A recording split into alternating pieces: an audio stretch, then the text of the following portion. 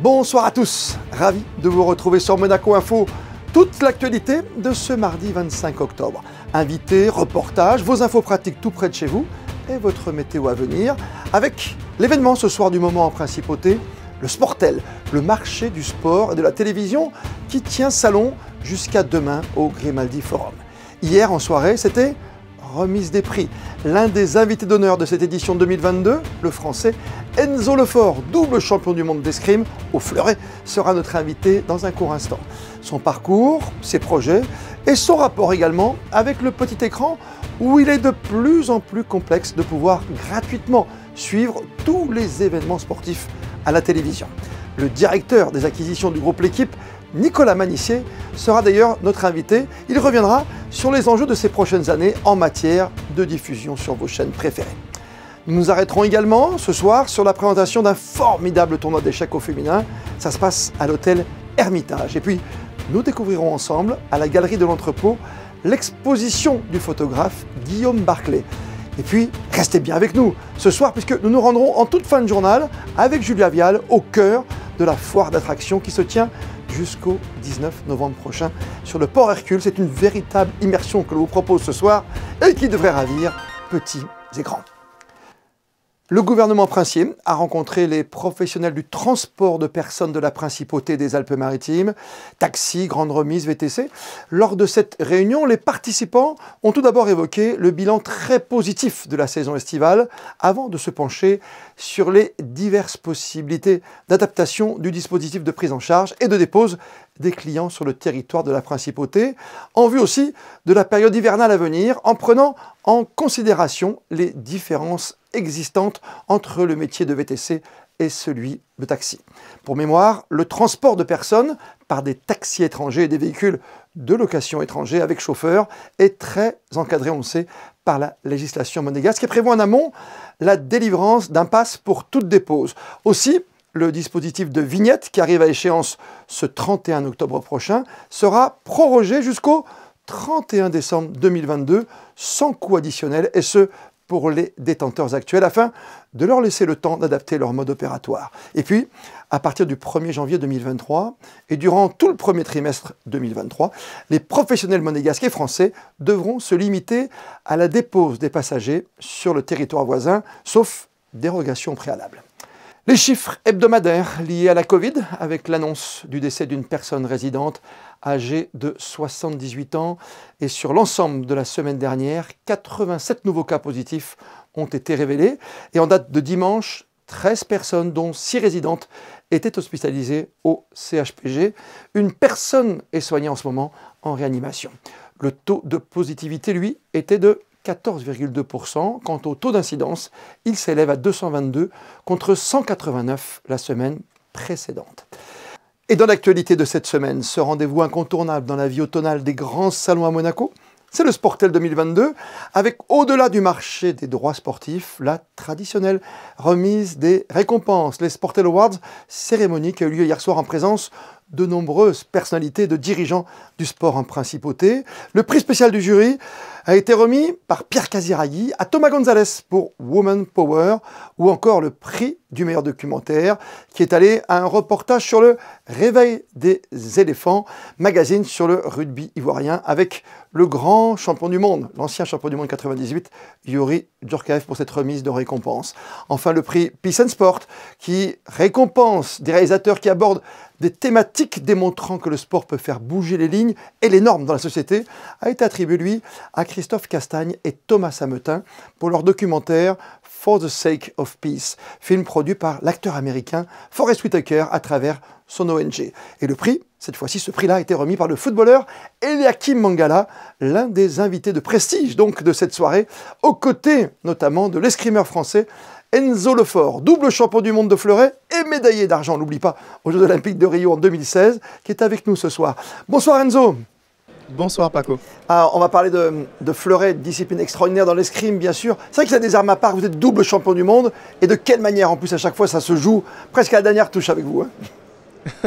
Oui, c'est vrai que lors des récents championnats du monde, ça n'a pas forcément été de tout repos, notamment pour mes proches. Je me suis imposé à 3 reprises sur le score de 15-14, notamment en demi-finale et en finale.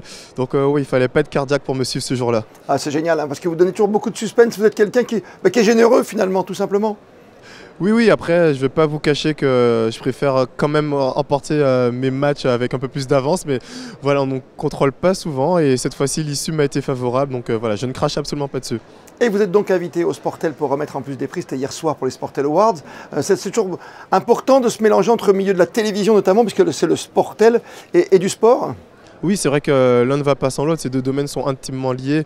On a besoin des journalistes qui parlent de nous quand on est sur les pistes d'escrime notamment. Et eux ont besoin de nous parce qu'on leur donne de la matière pour leur métier. Mais c'est vrai que c'est un honneur en tout cas d'être présent ici dans la Principauté pour remettre un prix. Quelle est la plus belle image pour vous? C'est le moment où vous portez la coiffe traditionnelle au Caire en Égypte quand vous êtes champion du monde? Ou c'est une image au ralenti peut-être d'une de vos plus belles touches? Je pense que la plus belle image, c'est vraiment cette dernière touche qui va me consacrer champion du monde. C'est vrai que pour l'avoir vu et revu à maintes reprises après, c'est une touche que j'ai pas du tout l'habitude de faire. Et c'est vrai que c'est cette image que je retiendrai en tout cas de mon championnat du monde à moi. Double champion du monde, médaille d'argent en 2016, on n'oublie pas aussi. C'est important que je rappelle cette médaille aux Jeux Olympiques parce que vous êtes un tout jeune trentenaire, on va pas se le cacher. Et 2024, c'est en France, c'est à Paris. Oui, les Jeux Olympiques à la maison, honnêtement, je réalise vraiment la chance que j'ai d'avoir l'opportunité, parce que c'est pas encore fait, il faut se qualifier, mais d'avoir l'opportunité de défendre les couleurs de la France à la maison. Donc voilà.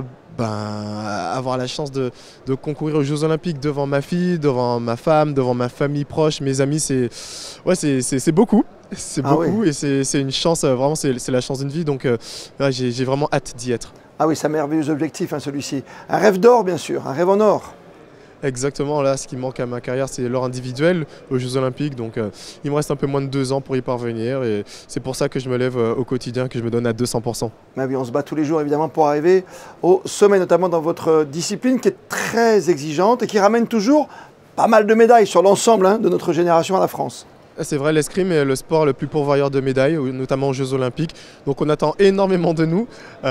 C'est cool parce que ça amène de l'attention à l'escrime, mais ça amène aussi pas mal de pression parce qu'on attend sur nous pour gonfler le bilan des médailles de la France aux Jeux Olympiques. Mais voilà, c'est une pression dont on s'affranchit. Nous on prend juste le positif et l'engouement qu'il peut y avoir pour faire en sorte de nous transcender le jour J. On termine par ce salon qui est intéressant parce qu'on parle de droit, on parle de retransmission. C'est jamais simple de voir du sport à la télé aujourd'hui, vous le savez, par exemple, si on est amateur de foot, c'est très compliqué, il faut avoir 14 abonnements. Pour vous, l'escrime, ça va pour vous? Il n'y a pas trop de soucis de visibilité? Il n'y a pas de souci vu qu'il n'y en a pas de la visibilité. Voilà ma question. Aujourd'hui, ouais, les compétitions d'escrime, ça se suit sur YouTube et sur les championnats du monde. Je crois qu'il me semble que ça passe sur Eurosport et aux Jeux Olympiques, donc sur France Télévisions. En tout cas, sur les chaînes qui ont les droits, mais oui voilà, c'est pas comme d'autres disciplines sportives où il y a une guerre pour les droits. Nous ça reste très simple, mais honnêtement c'est pas quelque chose dont je me soucie. Moi je me soucie juste de mettre la dernière touche sur mon adversaire sur la piste. C'est un de vos combats quand même, parce que reconnaître votre sport, vous reconnaître vous, maintenant vous reconnaissez dans la rue parce que vous avez une attitude, voilà, qui était, encore une fois je parlais de générosité tout à l'heure, mais vous êtes tout dans l'affect, vous êtes à fond, vous vous donnez complètement à chaque match, quoi. C'est important de vous voir. Oui, après je fais pas du sport pour être connu, honnêtement je fais du sport parce que c'est ma passion, parce que j'aime ça plus que tout. Après, de par mon statut, de par mes résultats, c'est vrai que je commence à avoir une certaine notoriété, mais voilà, si je rigole souvent à ce sujet, si j'avais voulu être connu, j'aurais fait du football, du tennis. Non, je fais de l'escrime parce que j'adore ça. Et avoir plus de visibilité, oui, si ça peut aider à ce que les escrimeurs puissent vivre de leur sport, pourquoi pas. Mais voilà, de la visibilité, pour avoir de la visibilité, pour être connu, c'est vraiment pas les raisons qui me poussent à faire du sport. Et sans indiscrétion, aujourd'hui, vous arrivez à vivre de votre sport tout de même? Oui, c'est ça, je m'estime très heureux. Je fais partie, je pense, de la dizaine d'escrimeurs français qui arrivent à vivre de leur sport, mais pour la notoriété, c'est vraiment pas mon combat. Pour conclure, Enzo Lefort, entre l'épée, le fleuret, le sabre, qu'est-ce qui est le plus lourd et qu'est-ce qui est le plus beau? Ce qui est plus lourd, c'est l'épée, ce qui est le plus beau, c'est le fleuret, mon arme. Voilà, j'en étais sûr. Enzo Lefort, magnifique, double champion du monde avec ce rêve incroyable, ce rêve en bleu, blanc, rouge évidemment, avec les anneaux olympiques autour. Dans 2 ans maintenant, aux Jeux Olympiques à Paris. Merci d'avoir été notre invité ce soir dans le cadre des Sportel Awards. Notamment, vous avez remis un prix hier. Et dans ce marché, on peut quand même discuter, vous voyez, de visibilité et puis de sport et d'échanger ensemble. Merci mille fois d'avoir été avec nous. Merci beaucoup pour l'invitation.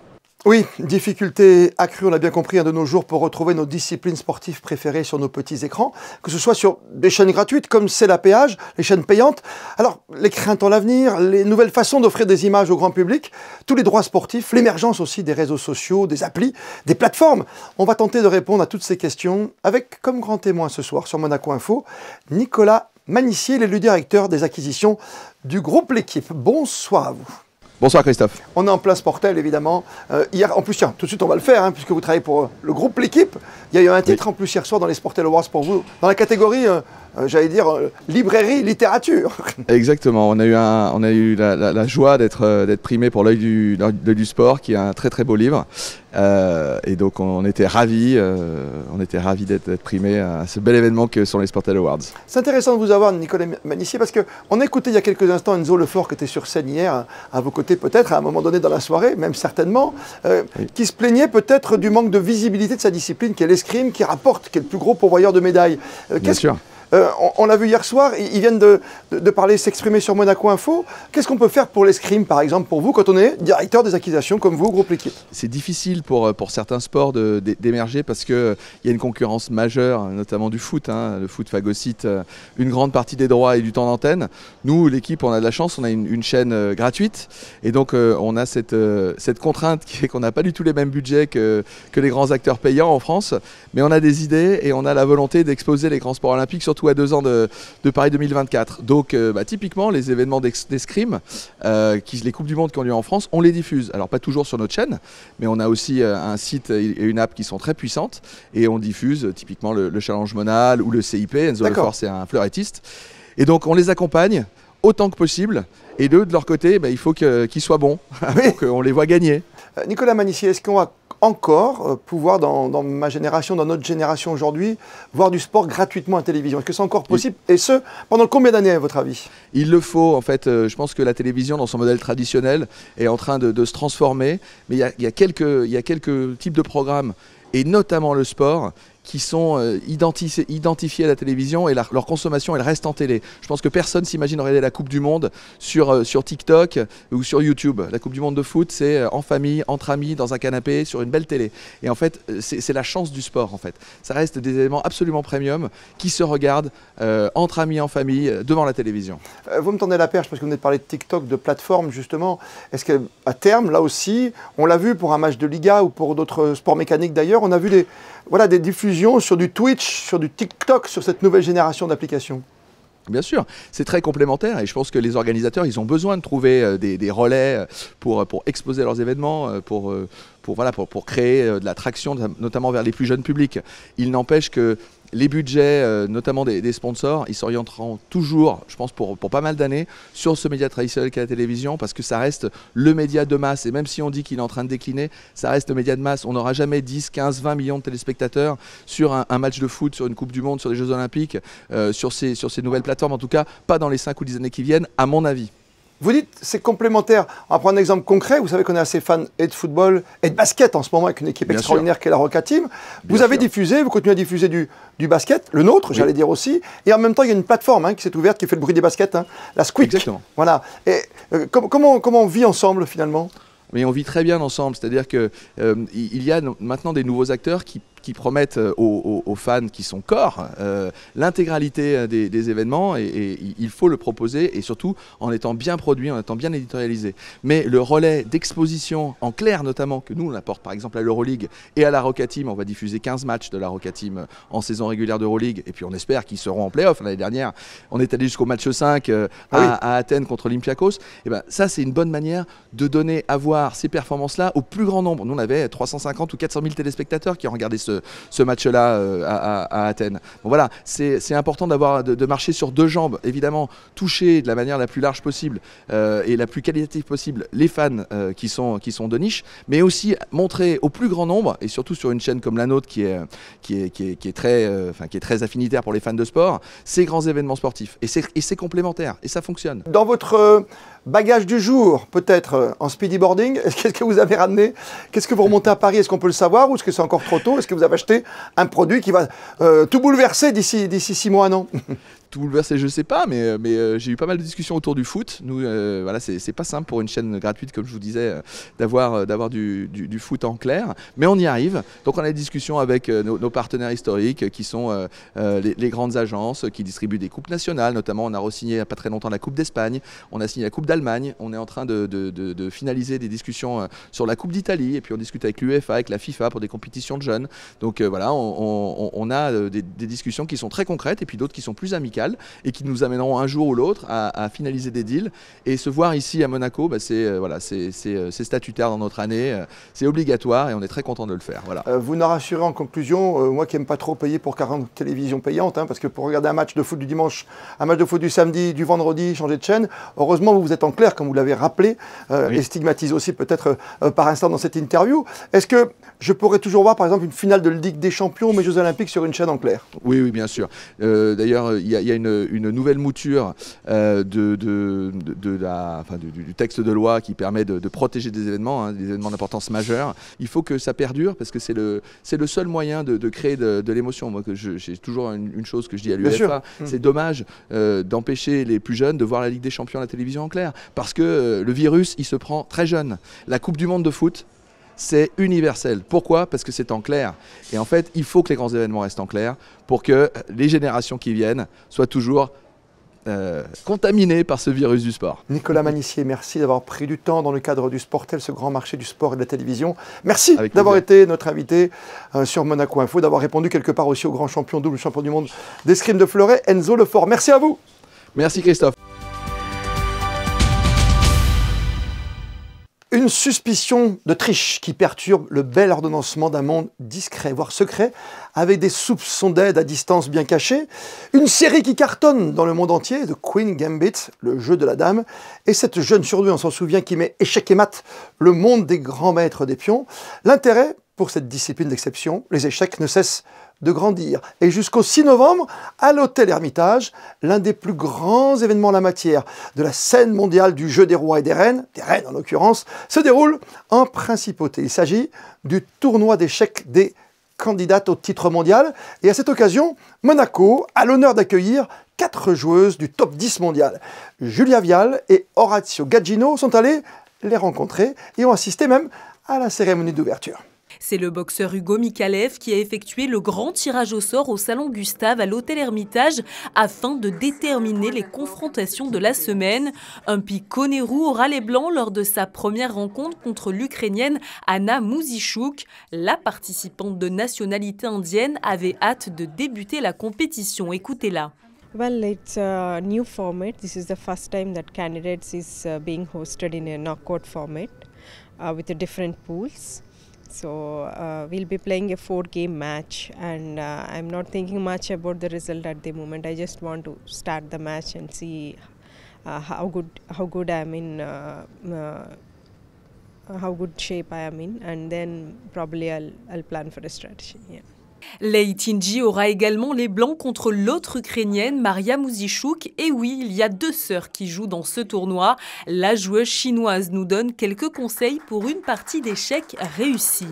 Sleep well, eat well, and like good emotion and everything is under control. La principauté qui sera donc la place centrale du jeu d'échecs féminin mondial durant ces 2 prochaines semaines. Une vraie fierté. C'est un très grand événement. Donc la vainqueur de ce tournoi donc, sera qualifiée pour le match final des candidates. Et ensuite, c'est directement pour le titre mondial, quoi, pour affronter la championne du monde. Donc c'est vraiment un très très fort événement. Vous avez donc 4 des 10 meilleures joueuses du monde qui sont présents ici à l'Hôtel Hermitage, donc au Salon Gustave, pendant 2 semaines. Donc vous avez des premières demi-finales et ensuite la finale. Le premier match a débuté cet après-midi aux alentours de 15 h. La compétition prendra fin le 6 novembre prochain après plusieurs jours d'affrontements intenses. La grande gagnante remportera 250 000 € et un œuf émaillé en nacre. Avis aux amateurs d'art cette fois, avec Moucharabié, une exposition photographique à découvrir à la galerie L'Entrepôt jusqu'à jeudi. Série de photos signée Guillaume Barclay, fils du célèbre producteur passionné de musique, et une tendresse affichant son soutien pour une couleur, le blanc, à l'image de ces célèbres soirées tropéziennes. Reportage de Frédéric Elion sur des images de Thomas Deus. Guillaume Barclay est un artiste heureux quand il est dans son studio à faire des portraits de personnes ou d'objets. Le fils d'Eddie, l'un des plus célèbres producteurs de musique, expose à la galerie L'Entrepôt une trentaine de photos. Moucharabié, ce sont des séries de photos plus ou moins récentes, des travaux différents, avec du food art, des grands panoramiques ou des portraits. Ça fait quelques années que je n'avais pas exposé à Monaco et j'avais envie de montrer du travail tout à fait nouveau parce que j'ai une dernière série qui s'appelle Moucharabié date d'il y a environ 1 an et je l'ai développée jusqu'à il n'y a pas si longtemps. Ce sont des séries de corps qui sont dissimulés derrière ces petites fenêtres orientales qui permettent de laisser passer la lumière, de voir sans vraiment voir, de dissimuler, d'imaginer. L'exposition n'est pas une rétrospective, mais couvre différentes périodes de la carrière de Guillaume Barclay. Moucharabié, c'est à découvrir à la galerie L'Entrepôt jusqu'au jeudi 27 octobre. Dans le cadre du suivi du plan d'action pour la sauvegarde de la nivéole de Nice, la direction de l'environnement a réalisé aujourd'hui une deuxième opération de réimplantation de cette espèce dans les jardins Saint-Martin, après un premier renforcement effectué il y a 2 ans, en 2020, au sein de la population existante dans les zones naturelles des glacis du Palais Princier et dans une zone également semi-naturelle des jardins Saint-Martin déjà. Pour rappel, l'objectif de ce plan en principauté de Monaco est de relancer la dynamique des populations de nivéole de Nice en renforçant leur implantation dans les secteurs les moins fournis et sur des secteurs également favorables, plus éloignés de l'urbanisation et donc moins vulnérables. Et puis dans la grande série, on a testé pour vous sur Monaco Info, Julia Vial a eu la lourde tâche de partir en immersion à la foire d'attractions. Direction sans plus tarder, stands et manèges à vitesse grand V, ou pas.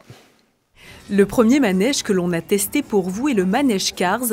À l'entrée de la foire, il réserve bien des surprises aux petits visiteurs. Alors, ce manège, c'est familial pour les enfants à partir de 3 ans accompagnés des parents ou d'une personne adulte, je précise bien. C'est un roller coaster.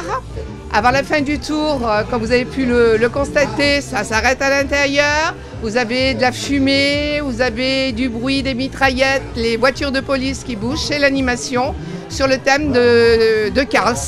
Et comme c'est un manège accessible à tous les âges, je n'ai pas hésité à grimper dedans. Pas très courageuse, me diriez-vous. Attention au départ! J'ai quand même pas fait le manège le plus dangereux, on est d'accord. Hein. Allez, on en lance toujours 3 sur 1. C'est parti, on grimpe, on grimpe, on grimpe. Après cette toute petite frayeur, direction un manège un peu plus impressionnant.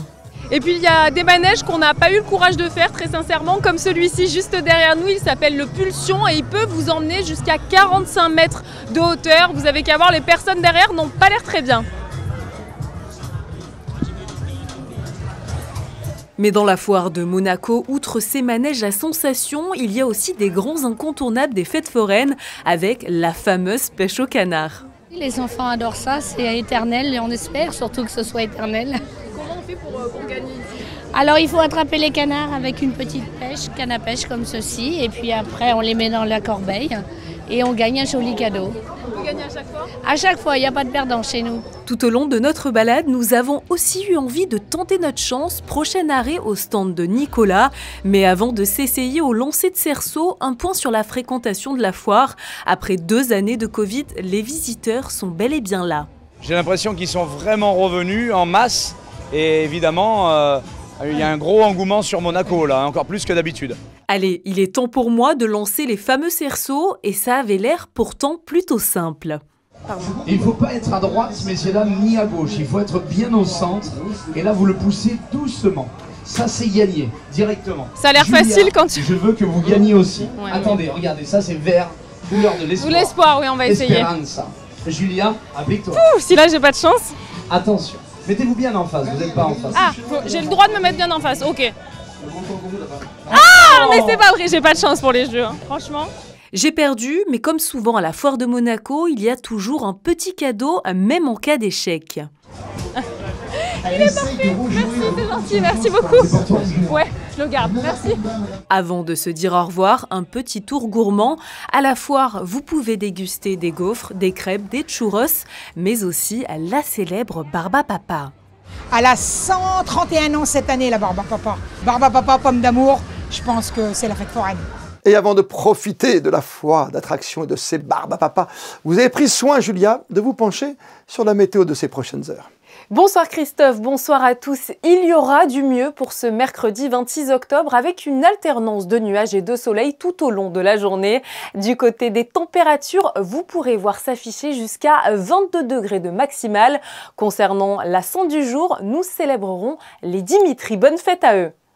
Et comme le veut la tradition, on termine votre journal par les instantanés du jour avec un retour sur la remise des prix des plus beaux moments sportifs de la saison et les Sportel Awards. Les photos sont signées ce soir, Manuel Vitali. On se retrouve demain, 19h sur Monaco Info. D'ici là, belle et bonne soirée à toutes et à tous.